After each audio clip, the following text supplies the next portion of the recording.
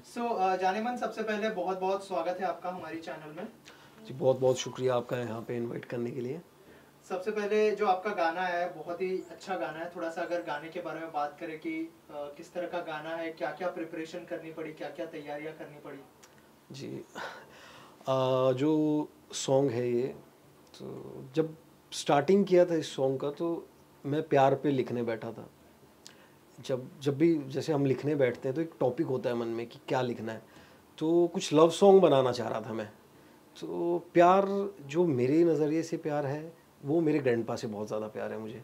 तो मैंने उन्हीं के बारे में लिखा है, और कुछ बचपन की ऐसी चीज़ें थी जो मेरे अंदर थी, वही चीज़ें मुझे लिखनी थी। और मैं, वैसे हम सॉन्ग लिखते हैं तो कभी ऐसा होता है कि एक सॉन्ग को एक दिन भी लग जाता है लिखने में, कभी कभी 2 महीने भी चले जाते हैं। और जो ये सॉन्ग है, ये सॉन्ग मैं बैठा था लिखने, और फ़ोन कॉल पे मेरा असिस्टेंट था। हम बैठे और मैं बोलता गया, वो लिखता गया, मैं बोलता गया, वो लिखता गया। और ये समझ लो एक टेक में लिखने वाली बात है ये, क्योंकि अंदर के जो जज्बात थे वो निकले हैं इस सॉन्ग से। और ऑडियंस कितना कनेक्ट करेगी गाने को लेके, क्योंकि जैसे ग्रैंडफादर के बारे में बात की है, बहुत सारे लोग कनेक्ट भी करेंगे इस गाने से। बिल्कुल जी, जो जिसकी स्टोरी ऐसी होगी, या ग्रैंडपा से अपने बहुत ज़्यादा अटैच होंगे, वो लोग तो कनेक्ट करेंगे। और कुछ आज के बच्चे हैं जो प्यार का कुछ और ही मतलब समझते हैं, और वो बहुत फंकी टाइप के सॉन्ग सुनना पसंद करते हैं, तो वो शायद ना करें। राइट। ऑल्सो जैसे आप रैप करते हो, बहुत सारे रैप कल्चर हमने देखे हैं, डिस कल्चर भी देखा है। हमने देखा कि बहुत सारे लोग डिस करते हैं, जैसे एमिवे ने थोड़े दिन पहले रफ्तार को डिस किया था, उसके पहले एमसी स्टैन को भी डिस किया था। तो इस रैप कल्चर के बारे में क्या कहना चाहेंगे आप? देखिए, डिस, एक्चुअली मुझे लगता है ये लोग वो चीज़ कॉपी कर रहे हैं जो अमेरिका में होती थी। वहाँ तो एक्चुअल गैंग वॉर्स और ये सब होता था। बट है ये शायद, कभी लगता है देखने से कि ये सब सिर्फ व्यूज़ के लिए है, क्योंकि आजकल आर्टिस्ट सारे जो है ना बिजनेसमैन बन गए हैं। इन्हें बिजनेस करना है, इन्हें पैसा कमाना है। मेरे खुद के व्यूज़ हैं, मेरे मेरे पॉइंट ऑफ व्यू से ये है कि मैं आर्टिस्ट हूँ, मुझे मज़ा आना चाहिए इस चीज़ में। मुझे पैसों से या व्यूज़ से, इन चीज़ों से उतना मतलब नहीं है। ठीक है, हम भाई रोल्स रॉयस में नहीं घूमेंगे, हम A4 में घूम लेंगे, कोई बात नहीं, आराम से चलेंगे। ज़्यादा बहुत बड़ा बंगला नहीं बनाएंगे, एक छोटे से फ्लैट में रह लेंगे, बट काम वो करेंगे जिसमें हमें किक मिले। राइट। ऑल्सो जानेमन, हमने देखा है कि गानों में ये बात की जाती है, मेरे शूज़ 80,000 के हैं, जैसे हमने देखा है चेन इतने की है। तो उस बारे में क्या कहना चाहेंगे आप? बहुत छोटी बात है जी ये। मैं आज एक चीज़ खरीदता हूँ, मैंने अपने पैसे खर्च करके एक चीज़ खरीदी है, उसकी हवा मैं आप पे क्यों करूँ? अरे मैंने खरीद लिया, ठीक है, बात ख़त्म करो वहीं। मेरे जूते इतने के, मेरी चीज़ें इतने की, ये कोई रैप नहीं है वैसे देखा जाए, और ये कोई हिप हॉप नहीं है। बट ठीक है, कहते हैं ना, जो चल रहा है चल रहा है चल रहा है, बस। राइट। जानेमन, इसके अलावा अगर आपकी जर्नी के बारे में थोड़ा सा हमें बताएं कि किस तरह की जर्नी रही है। आपने कुछ शोज भी किए जी और आप जो है पूरी तरह से रैप और अच्छे अच्छे गाने भी बना रहे हैं। इन फ्यूचर भी बहुत सारे गाने आने वाले हैं, तो थोड़ा सा अगर जर्नी के बारे में बात करें आप। जी, मैं पहले थिएटर करता था, थिएटर से मैंने टेलीविज़न किया है। तो काफ़ी टेलीविज़न करने के बाद मुझे ऐसा लगा कि हम जैसे एक 9 to 5 वाली जॉब होती है, लग रहा था वही काम हो रहा है। सुबह सेट पे जाना, एक डायलॉग्स मिलते हैं, डायलॉग्स बोलना, फिर घर पे आना, फिर अगले दिन जाना, फिर ये करना। तो वो कुछ बात नहीं आ रही थी। मैं अंदर से अपने आप को आर्टिस्ट मानता हूँ। मैं सिर्फ वो चकाचौंध के लिए यहाँ नहीं आया हूँ, यहाँ पे नहीं हूँ मैं उस चीज़ के लिए। तो मुझे वो चीज़ चाहिए थी, और मैं राइटिंग करता था, तो मैं लिखता था चीज़ें, अपने थॉट्स लिखता था। और धीरे धीरे ऐसा होता गया कि वो थॉट्स कब चीज़ें आगे बढ़ने लगी मुझे खुद नहीं समझ आया, और बाकी आपके सामने मैं रैप करने लग गया। राइट। ऑल्सो अगर बात करें कंट्रोवर्सीज की, रैपर्स के साथ यूजुअली हमने देखा है कि कंट्रोवर्सी जुड़ी रहती है। जैसे मैंने बात की कुछ रैपर्स की, आपकी जो है रिसेंटली एक कंट्रोवर्सी हुई थी थोड़े टाइम पहले पवन सिंह जी के साथ। उसके बाद जो है उनके फैंस ने आपको बहुत ट्रोल किया और कुछ दिनों के लिए मतलब आप थोड़ा सा दूर भी हो गए थे सोशल मीडिया के लिए। क्या कहना चाहेंगे आप उस बारे में? क्या थोड़ा मतलब ट्रोलर्स ने बहुत ज़्यादा इफेक्ट किया आपको इस चीज़ को लेके? देखिए सर, क्या होता है ना बात, कि लोग कंट्रोवर्सी करते हैं अपने फेम के लिए, अपने सामने आने के लिए, लेकिन मैंने कोई कंट्रोवर्सी नहीं की थी। और आप वो देख लें, वो उस्ताद जी का सॉन्ग था, नुसरत फतेह अली खान साहब जी का, तो पवन सिंह जी ने उसको गाया। और गा के ऑब्वियसली वो तितर बितर कर दिया, मैं आज भी बोलता हूँ। तो ये चीज़ मुझे दिल पे लगी कि यार आप इतने अच्छे आर्टिस्ट हो, आप सब कर रहे हो, बट आप ऐसे करो, आप अपने से जो एक लेजेंड है आप उनकी इज्जत नहीं कर रहे हो, आप कर क्या रहे हो ये। तो मैंने नॉर्मली एक बात रखी अपनी। तो कुछ होते हैं अब एक्चुअली क्या है ना, इंडस्ट्री में चमचे बहुत होते हैं, तो वो चमचे टाइप के लोग बहुत ट्रोल करने लग गए और बहुत सी चीज़ें आ गई।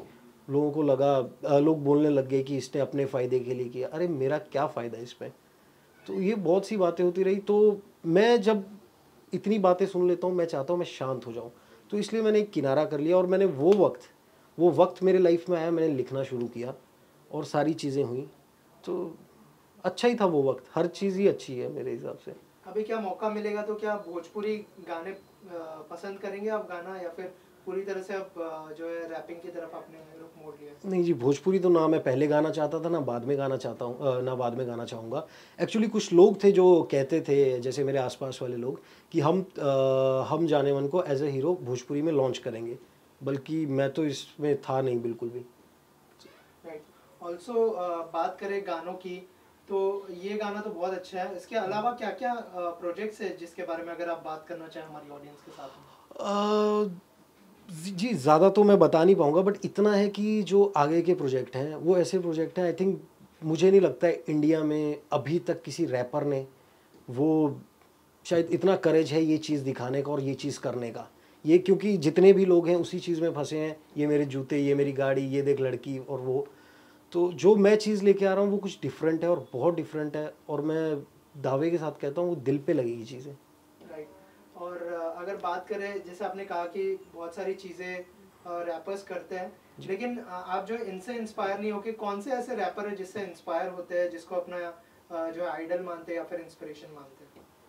जी, ऐसे बहुत से हॉलीवुड के रैपर्स हैं, जैसे ऑब्वियसली ये चीज़ें हॉलीवुड से ही हैं, बट हाँ, ये भी बात को नकारा नहीं जा सकता कि यो हनी सिंह जब आए थे, उन्होंने जो है एक रैप, एक बच्चे बच्चे को रैप बताया, तो वो देख के हम लोग ज़्यादा इंस्पायर हुए हैं। मैं नहीं, बहुत से आर्टिस्ट हैं जो वो चीज़ लेके आए थे। ऑब्वियसली उनका जो टेस्ट था वो थोड़ा सा कमर्शियल था, R&B कह सकते हो आप, पॉप और हिप हॉप मिक्स था वो। बट अब जो है रैप सीन थोड़ा सा चेंज हो रहा है, और जो मेरा है ये हार्डकोर हिप हॉप होने वाला है। राइट। ऑल्सो लोगों ने गाना तो सुन ही लिया है, तो अगर आपकी आवाज़ में 2 लाइनें हो जाए हमारी ऑडियंस के लिए? जी, ये गाना तो सभी यूट्यूब पे सुन ही रहे हैं। मुझे लगता है आपकी ऑडियंस के लिए मैं कुछ और गाना चाहूँगा। Yes please. एक्चुअली अभी मैं जब ये आ रहा था, तो मैं खुद ही ड्राइव करता हूँ, तो मैंने एक चीज़ लिखी है कि लोग कहते हैं जाने मन रिस्पॉन्स नहीं करता बहुत जल्दी, तो उनके लिए मैंने एक बात लिखी है। नशे दा मारिया रिस्पॉन्स मेरा लेट, मैं हाँ VIP करावा सारे ਨੂੰ वेट, उतो मेरी बंदी भी कहण मैनू लेजी, बिचे अंग्रेजी मैनू समझ ना आवे क्योंकि बंदा हाँ मैं देसी, बंदा हाँ मैं देसी। वाह वाह, क्या बात है।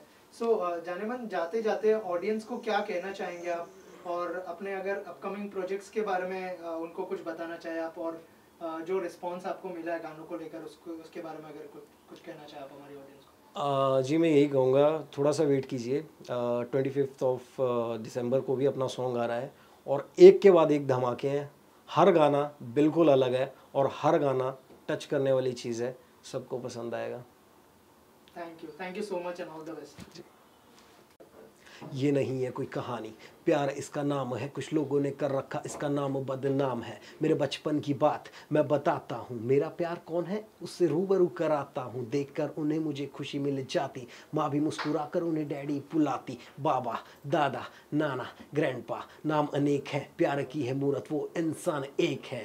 बताता हूँ कैसे दुख कड़ियों को टाला, जब छूट गया घर हमसे पापा वाला, माँ का था साथ, कठिन थे रास्ते और हम दोनों को नाना ने संभाला। कुछ ऐसी है बात, वो सब काली थी रात, बैठने की जगह नहीं, ना सोने के लिए खाट, ना कोई ऐसा मिला जिससे गम लूं अपने पाट। वाह, क्या बात है। सो ये कौन से चैनल पर रिलीज हुआ है वो भी बता दीजिए हमारे जी, audience ये मेरे खुद के चैनल वीड विद कॉफ़ी पे रिलीज़ हुआ है। को। तो जानेमन, आपसे ये भी जानना चाहूँगा, नाम काफ़ी यूनिक लग रहा है, जी। Beed with coffee.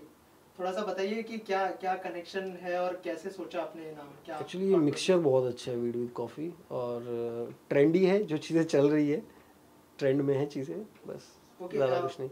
जानेमन, और एक चीज़ जानना चाहूँगा, जो सोशल मीडिया का दौर चल रहा है अभी, जी। उसको लेके क्या कहना चाहेंगे? मतलब थोड़ा सा ऑडियंस भी फास्ट हो गई है, जिसकी वजह से आपको भी मतलब एफर्ट लेना पड़ रहा है कि और भी अच्छे गाने बनाने चाहिए, क्योंकि बहुत सारे आर्टिस्ट भी है और ऑडियंस का टेस्ट भी पूरी तरह से बदल चुका है?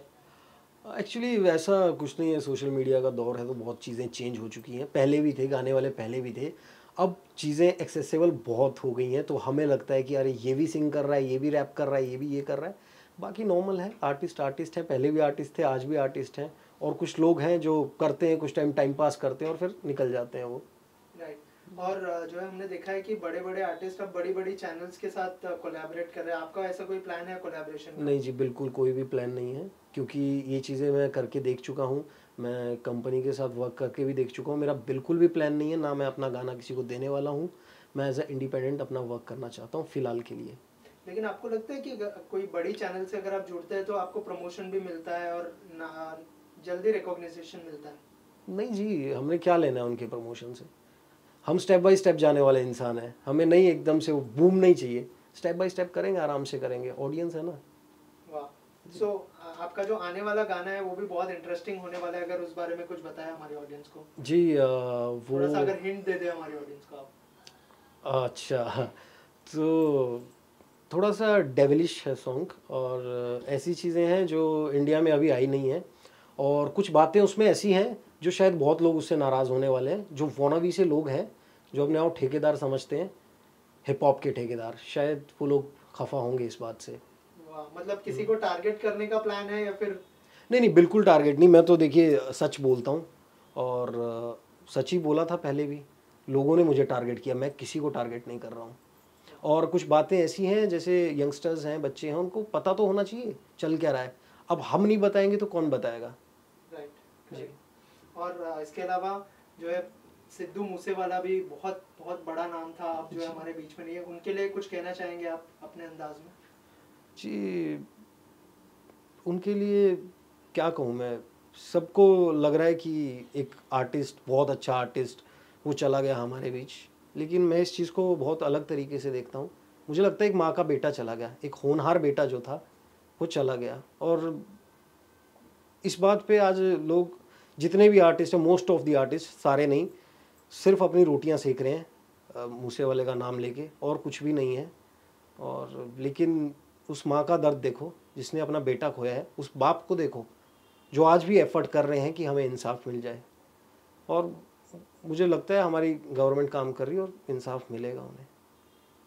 Thank you, gentleman, thank you so शुक्रिया। Much and all the best.